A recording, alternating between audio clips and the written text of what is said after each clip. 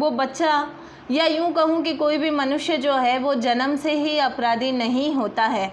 समय, परिस्थितियाँ जो है उसे किसी न किसी कारण से अपराध करने पर मजबूर कर देती है। कुछ बच्चे न चाहते हुए भी बाल अपराधी बन जाते हैं, कुछ आदतन बनते हैं। तो चलिए हम पढ़ते हैं बाल अपराध के कारण। देखिएगा, बाल अपराधी का मैंने एक पिक लगाया है। देखिए इसमें जो है बाल अपराधी की क्या स्थिति है। तो चलिए शुरुआत करते हैं। बाल अपराध के अंतर्गत जो है आयु कितनी है। देखिए ये जो है बाल अपराध क्या है, एक सार्वभौमिक घटना है। सार्वभौमिक घटना कैसे है कि बाल अपराध हर कहीं होते हैं, हर जगह होते हैं। अब ये है कि बाल अपराध क्यों होते हैं, सबसे बड़ी कारण है कि बाल अपराध होते क्यों हैं। तो देखिए, पारिवारिक और सामुदायिक विघटन जब होता है तो उस समय बाल अपराध की घटनाएं ज़्यादा होती है। और लोगों के मन में या बच्चों के मन में जब समाज के या परिवार के विरुद्ध नकारात्मक भावना का विकास हो जाता है, ऐसी परिस्थिति में जो हमारा मन है वो विरोध करता है। और उसी से संबंधित जब हम कोई ऐसा कार्य करते हैं जिसमें कानून का उल्लंघन होता है तो उसे अपराध की श्रेणी में गिना जाता है। यदि वो अपराध कोई बच्चा करता है तो उसे बाल अपराध कहा जाता है। देखिए अब हम आगे बढ़ते हैं। तो इसमें जो है बाल अपराधी की आयु के बारे में है कि बाल अपराधी की जो आयु है वो कम से कम कितनी होनी चाहिए और अधिक से अधिक कितनी होनी चाहिए। तो 14 ईयर से लेकर 18 ईयर जो है वो बाल अपराधी के अंतर्गत एक बालक आता है। लेकिन अगर मैं विश्व की बात करूं तो मुख्य रूप से 7 ईयर से लेकर 15 ईयर की आयु जो है उसके अंतर्गत यदि कोई बालक अपराध करता है और उस समय उसकी आयु 7 ईयर से लेकर 15 ईयर के बीच में है, इसका मतलब है कि वो बाल अपराधी है। ब्रिटेन में इसका क्राइटेरिया अलग है। ब्रिटेन में जो बच्चा 11 साल से है और 16 साल के बीच है, ऐसे बच्चे को बाल अपराधी माना जाएगा। इसके अलावा ईरान की बात करें तो 11 से लेकर 18 ईयर तक का जो बच्चा है वो बाल अपराधी के रूप में माना जाता है। तो हर एक देश में जो है वो बाल अपराधी से संबंधित उनकी आयु है वो अलग अलग है। इससे संबंधित धारणाएं जो है वो प्रचलित है। तो हम ये नहीं कह सकते हैं कि बाल अपराधी की आयु क्या होगी या क्या होनी चाहिए, क्योंकि अलग अलग जगह बाल अपराधी की आयु अलग अलग है। यदि बात करेंगे, देखिए बाल अपराधी से संबंधित एक और पोस्टर है जिसमें बच्चा खुद कह रहा है कि मेरे ऊपर अन्याय मत कीजिए। जब अन्याय बढ़ जाएगा, नतीजा ये बच्चा जो है या तो मर जाएगा या मार देगा तो अपराधी बन जाएगा, मर जाएगा तो हमारी जो वर्तमान परिस्थितियां हैं उसे हार जाएगा। चलिए हम आगे बढ़ते हैं। देखिए इससे संबंधित परिभाषा है। सीरिक बर्ट ने कहा है कि अगर मैं तकनीकी दृष्टि से बात करूं, तकनीकी दृष्टि का मतलब होता है एक औपचारिक दृष्टि से यदि मैं बात करता हूं तो बाल अपराधी क्या होते हैं, बाल अपराधी या बाल अपराध की जो समस्या है वो बहुत ज़्यादा गंभीर है।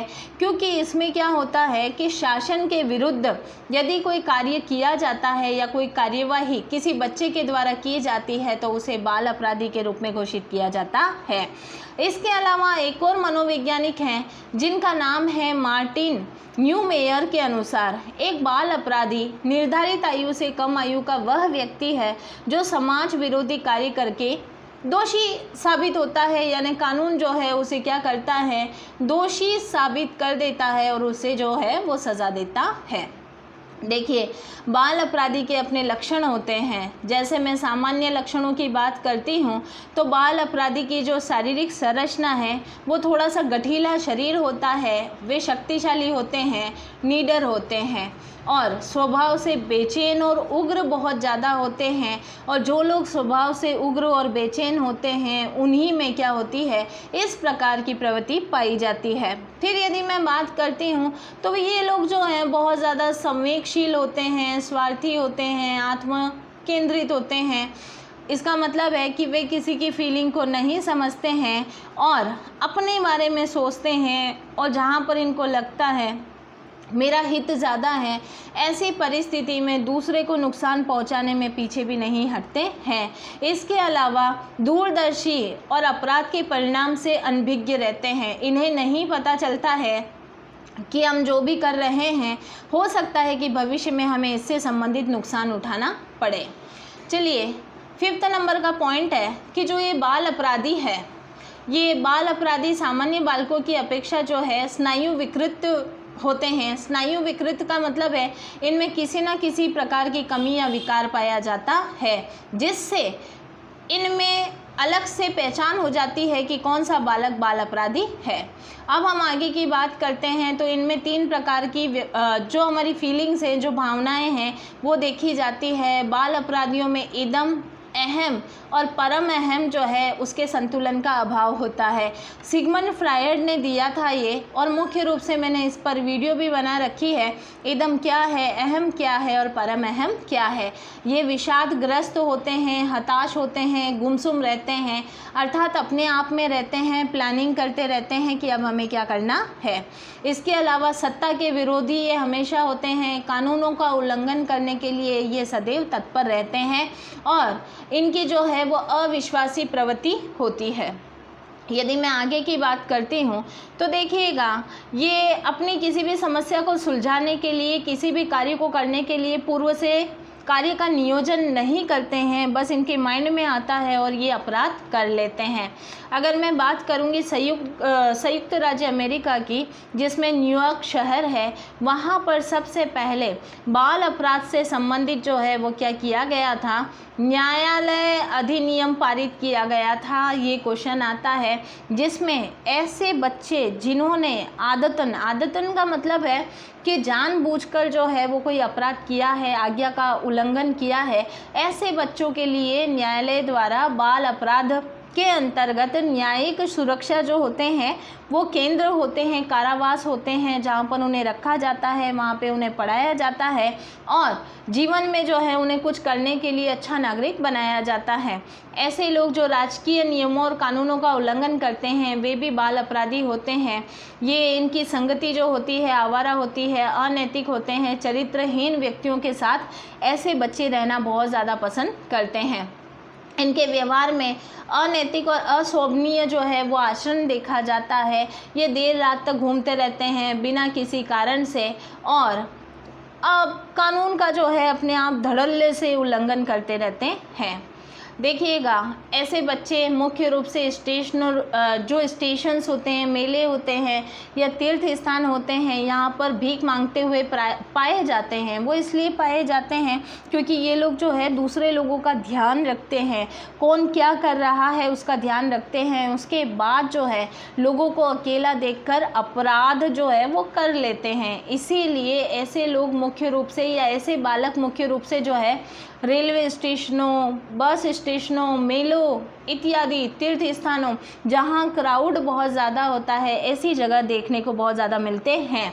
और गैर कानूनी धंधे भी करते हैं, घर से भागने के आदी होते हैं, और समाज में जो है वो सम्मानित होने के लिए जो है सदैव तत्पर भी रहते हैं। अपना स्थान हमेशा चाहते हैं कि लोग मेरा सम्मान करें, लेकिन फिर भी जो है समाज में इनका सम्मान नहीं होता है और लोग इन्हें किसी भी प्रोग्राम में या कहीं पर भी इन्हें शामिल नहीं करते हैं।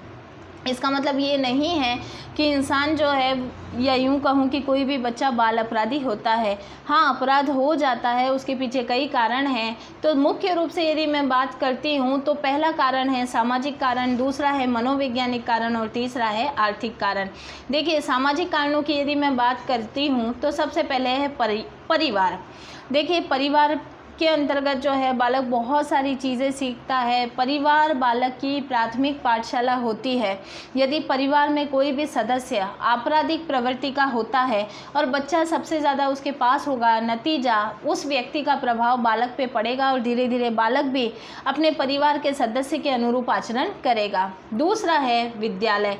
विद्यालय में यदि अपने बच्चे की संगत बुरी है तो ऐसी परिस्थिति में विद्यालय का, या यूँ कहूँ घर के आसपास जो है बालक की संगत बुरी है और बुरे लड़कों के बीच यदि कोई बच्चा जो है वो घूमता है, उठता है, बैठता है, ऐसी परिस्थिति में भी बालक अपराध करना सीख जाता है। फिर आता है मनोरंजन। वर्तमान परिस्थिति में माता और पिता दोनों ही वर्किंग होते हैं। बच्चा अकेला घर में रहता है। बच्चा क्या देख रहा है, क्यों देख रहा है, माता पिता को पता नहीं चलता है।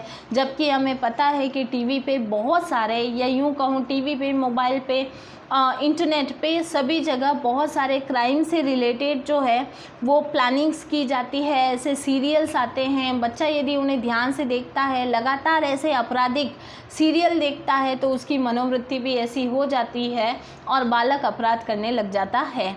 इसके अलावा युद्ध की स्थिति में भी बालक अपराध करता है। स्थानांतरण के समय भी बालक जो है एक स्थान से दूसरे स्थान जब जाता है तो उसकी जो मनोवृत्ति है वो चेंज होती है और ऐसी परिस्थिति में अपराध के कारण बनते हैं। इसके अलावा सामाजिक विघटन यानी समाज के प्रति जब एक बालक के मन में रोष उत्पन्न होता है, गुस्सा उत्पन्न होता है, तब भी अपराध की घटना घटती है। अब देखिएगा मनोवैज्ञानिक कारण। मनोवैज्ञानिक कारण कौन से हैं कि एक बालक जो है वो मानसिक रोग से ग्रसित है, यानी किसी भी कारण से मानसिक रूप से वो अस्वस्थ है, तब भी अपराध करेगा। बौद्धिक दुर्बलता है, यानी हमेशा छोटा सोचेगा, दूसरों के बारे में नकारात्मक सोचेगा, ऐसी परिस्थिति में भी अपराध होंगे। इसके अलावा व्यक्तित्व के लक्षण भी ऐसे ही होते हैं, कभी कभी ऐसे बालकों के जो बाय नेचर भी अपराध करते हैं और उनमें संवेगों की स्थिरता नहीं होती है, उनके मन की भावनाएं बदलती रहती हैं। अब देखेंगे आर्थिक कारण क्या है। तो देखिए आर्थिक कारण जो है वो मुख्य रूप से है ऐसे बच्चे जिनके परिवार की स्थिति अच्छी नहीं है, उन्हें बाल्यावस्था में ही कमाना पड़ रहा है और घर में जो है वो कमाने के बाद भी घर की ज़रूरतें पूरी नहीं होती है, तो वो बालक क्या करता है, नाना प्रकार से कमाने की सोचता है, जल्दी कमाने की सोचता है।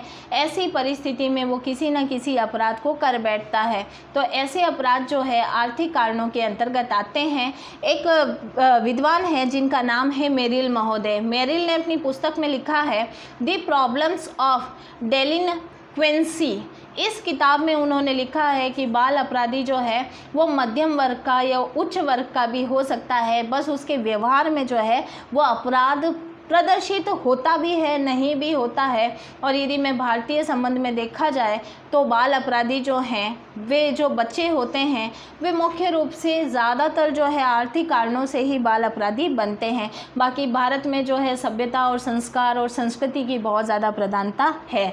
तो इस प्रकार से आज का अपना टॉपिक बाल अपराध के कारण और उससे संबंधित प्रकार कंप्लीट हुआ। बच्चों